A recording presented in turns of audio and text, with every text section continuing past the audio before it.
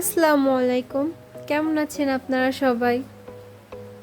তো এই যে এখন বাজে রাত অলমোস্ট 10টা 10:30। এখন আমি একটা ভিডিও শ্যুট করতেছি। কেন করতেছি জানি না।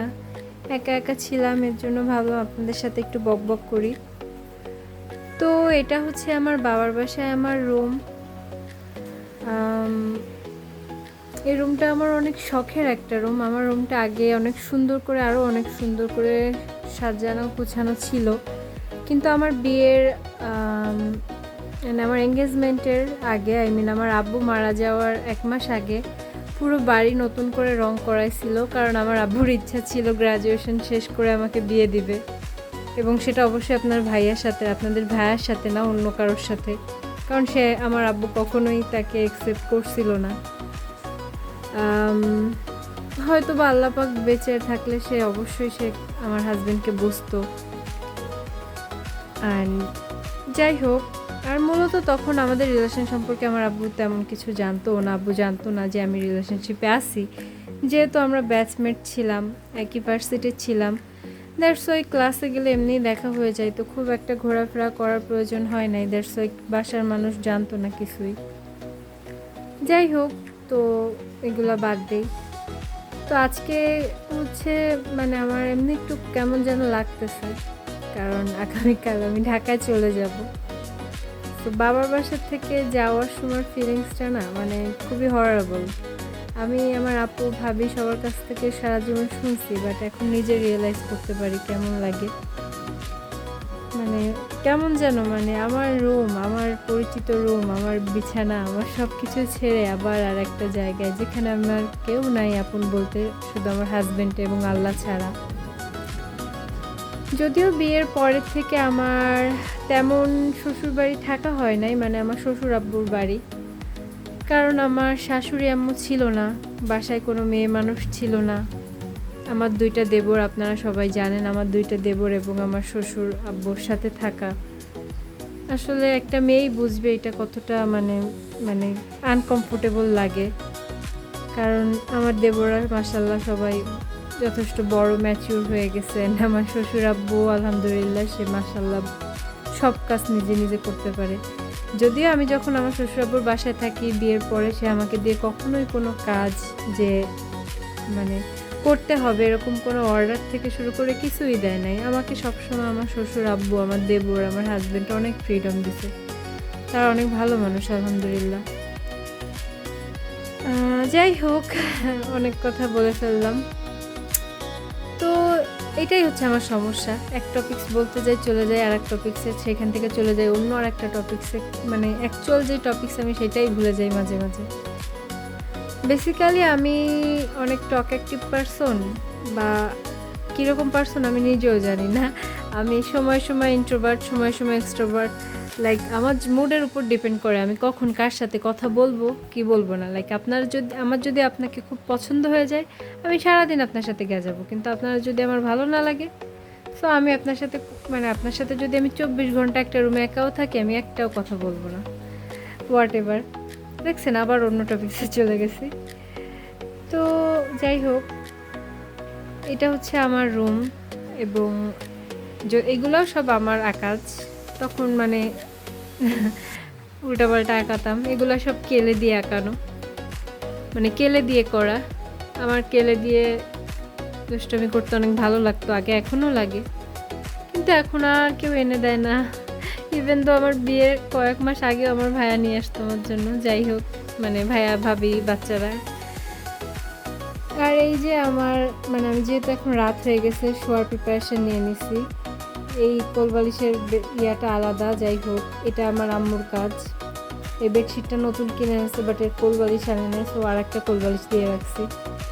সে সব বিয়ের পরে থেকে শুধু আমার রুমের জন্য লাল কালারের বেডশিট কিনতেছে, নতুন বিয়ে হয়েছে তার জন্য। হোয়াট এভার, এই যে আমার শোয়ার আগে সবসময় একটা পানি, আমার এয়ারপড, এবং 2 পাশে 2টা বালিশ মাস্ট বি থাকবে। মাঝখানে আমি শোবো, আর এই হচ্ছে আমার কাঁথা, আর এই হচ্ছে আমার অ্যাজ ইউজুয়াল ঝাড়ু। আমি যেখানে ঝাড়ু সেখানে থাকবেই, বিকজ ওসিডির পেশেন্টরাই বুঝবে যে পরিষ্কার পরিচ্ছন্নতা তাদের জন্য কতটা ইম্পর্টেন্ট। আরও যদি থাকে আপনার ডাস্ট অ্যালার্জি। যাই হোক, এই যে আমি অ্যাজ ইউজুয়াল ভূতের মতো ঘুরে বেড়াই বাবার বাসায়, বিয়ের আগেও ছিলাম, বিয়ের পরেও থাকি। অ্যান্ড এই যে আমার টেবিলটা, আমার একসময় বইতে ভরা থাকতো, এখানে এই নিচের তাক সব কিছু বইতে ভরা থাকতো, এখন তেমন কিছু নাই। তো এখন আমার ব্যাগট্যাগই থাকে। আর এই তো অবস্থা। অ্যান্ড এটা হচ্ছে আমার বেলকনি, বৃষ্টি হচ্ছে বাইরে, সুন্দর লাগতেছে। লাইট দুইটা জ্বলতেছে, দুইটা গেছে গা। তো আমি যেহেতু থাকি না, কোনো মানে কেউ ঠিকও করাচ্ছে না। অ্যান্ড এই হচ্ছে আমার ফুলের টব। আমার বেলকনিতে কয়টা ফুল ছিল যেটা আমি যাওয়ার পরে মরে গেছে, এই বেয়াদগুলো পানি দেয় নাই। যাই হোক, তো এই আর কি অবস্থা। বাসার সবাই ঘুমায় পড়ছে, আমার বাসার সবাই অনেক তাড়াতাড়ি ঘুমায় পড়ে, অনেক ডিসিপ্লিন মেনটেন করে, যার এক কানাকড়ি আমার মধ্যে নাই। আপনাদের ভাইয়ের সাথে রিলেশন হওয়ার পর থেকে সব গেছে। এবং এটা হচ্ছে আমাদের ড্রয়িং রুম, সবাই ঘুমায় গেছে। এটা হচ্ছে কি বলে, কি যেন বলবো, ভুলে গেছি। যাই হোক, ওই সাইডে হচ্ছে আমি আর না যাই, ওই সাইডে হচ্ছে আমার আম্মুর রুম। আমার আব্বু মারা যাওয়ার পর থেকে দরজা খুলেই ঘুমায়, মাইশু আর আম্মু একসাথে ঘুমায়। অ্যান্ড এটা হচ্ছে আমার আপুর রুম। অ্যান্ড এটা হচ্ছে আমার মার সেই সুকে যে থালাবাটি খাওয়া, মানে থালাবাটিতে ভাত খাওয়া আমাদের ড্রিম ছিল, বিয়ের পরেও দেয় না। অ্যান্ড এই হচ্ছে অবস্থা, থালাবাটি ধুয়ে রুমটুম পরিষ্কার করে ফেলছি। আমি আর কি যেখানেই থাকি না কেন, মানে আমার আম্মু আপু সবাইকে দেখতাম, মানে রাতে শোয়ার আগে, মানে যাই করুক না কেন, সারাদিন যেমনই থাক, রাতে শোয়ার আগে থালাবাটি পরিষ্কার করার থেকে শুরু করে ঘরবাড়ি ঝাড়ু দিয়ে তারপরে শুইতো। আমার আপু ধরেন খুব অসুস্থ, তার মধ্যেও আমি দেখতাম যে আপুর বাসায় বেড়াতে গেছি, আমার আপু অনেক অসুস্থ, তার মধ্যেও সে থালাবাটি ধুয়ে শীতকাল হলেও তারপর ঘুমাইছে। তো এই জিনিসটা আমিও মেনটেন করার ট্রাই করি, মানে আমার শ্বশুর আব্বুর বাসায় থাকি বা আমার নিজের বাসায় থাকি বা হচ্ছে বাবার বাসায় আসি, আমার মনে হয় যে সব পরিষ্কার পরিচ্ছন্ন করে ঘুমানোটা উচিত। কারণ রাতে আল্লাহ পাক স্বয়ং বান্দার, মানে কি যেন, 7 আসমান থেকে নিচে নামেন বান্দার কি লাগবে না লাগবে শোনার জন্য, প্লাস রহমতের ফেরেশতারা ঘোরাফেরা করে। জানি না হাদিসটা কতটুকু সঠিক, বাট আম্মু বলতো। আর এটাও না আর কি, রাত্রেবেলা পরিষ্কার পরিচ্ছন্ন করে ঘুমালে ভালো লাগে। আর আমার এমনিও পরিষ্কার পরিচ্ছন্ন দেখতেই ভালো লাগে সবসময় সব কিছু। এই যে একটা কিউট ল্যাম্প আমার মাইশু আমাকে দিছে। এবং এটা হচ্ছে আমার ড্রেসিং টেবিল, যেটা একসময় এখানে কোনো জায়গা থাকতো না, এত পরিমাণ জিনিসপত্র থাকতো। আমি সাজুগুজু না করতে পারি, তেমন গুছিয়ে সাজুগুজু না করতে পারি, বাট আমার অলওয়েজ প্রচুর মেকআপ প্রোডাক্ট থাকতো, কসমেটিক্স থাকতো। তো যাই হোক, আমি এখন কেন বকবক করতেছি আমি জানি না, আমার আসলে খুব কথা বলতে ইচ্ছা করতেছে, ভিতরটা অনেক খারাপ লাগতেছে, কেমন যেন লাগতেছে। এই ফিলিংসটা না বলে বোঝানো যাবে না, বুঝছেন? মানে যাদের বিয়ে হয় নাই, আনম্যারিড, তারা এটা বুঝবে না। যারা বিয়ে করছো বা নিউলি ম্যারিড স্পেশালি, তারা এই জিনিসটা মানে বেশি করে রিলেট করতে পারবা। মানে বাবার বাসায় এসে আরও যদি বেশ কয়েকদিন থাকা হয় এবং তারপরে যখন চলে যেতে হয়, মানে কি পরিমাণ যে কষ্ট লাগে। যাই হোক, জীবনের নিয়ম চলতেই হবে, জীবিকার তাগিদে দৌড়াতেই হবে, জীবনের তাগিদে, এটাই জীবনের নিয়ম।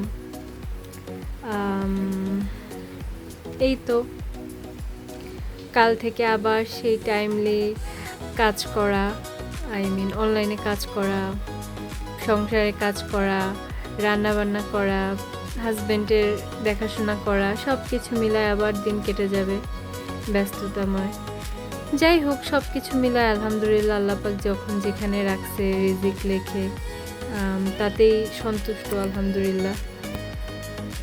আর হয়েছে কি, মানে গত 2টা বছর জীবনে এত বেশি আপস অ্যান্ড ডাউন হয়েছে, লাইক আব্বুর চলে যাওয়া আমার একা রেখে, তারপর গ্রাজুয়েশন শেষ করা, মাত্র আব্বু মারা যাওয়ার 1 মাসের ভিতরে গ্রাজুয়েশন শেষ করা, থিসিস কমপ্লিট করে ভাইবা দেওয়া, মানে একটা আমি এমনিও অনেক নার্ভাস পারসন, মানে আমি অনেক আনকমফোর্টেবল ফিল করি কেন জানি, শাই ফিল করি ভাইবা ভাইবা বোর্ডে।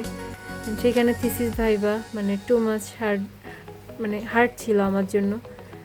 তো প্রিপারেশন নিতে পারি নাই, কারণ জাস্ট কয়েকদিন আগে আব্বু মারা গেছিলো, খুব বেশি প্রিপারেশন ছিল না। তার ভিতরে তার কিছুদিন পরেই আবার এঙ্গেজমেন্ট। আমার জীবনে এত বড় একটা চেঞ্জিং, অন্য একটা দুনিয়া, অন্য একটা জগৎ, তার কিছুদিন পরে বিয়ে, তার ভিতরে শাশুড়ি আম্মুকে হারানো। আমার এখন কান্না আসে না, আমি হাসি উড়াই দিই ভাই। তার মধ্যে আমার একটা মাত্র চাচা, আমার কাকু, সেও চলে যায়। মানে আমার জীবনটা হচ্ছে একদম রং তামাশা দিয়ে ভরা, এক কথায় বলতে গেলে। যাই হোক, অনেক কথা বলে ফেললাম, কথায় কথা বাড়বে, এখন আর কথা না বাড়াই। তো এতক্ষণ যারা ধৈর্য সহকারে আমার এই বকবকগুলো শুনছেন, তাদের অনেক বেশি ধন্যবাদ আমার সাথে থাকার জন্য।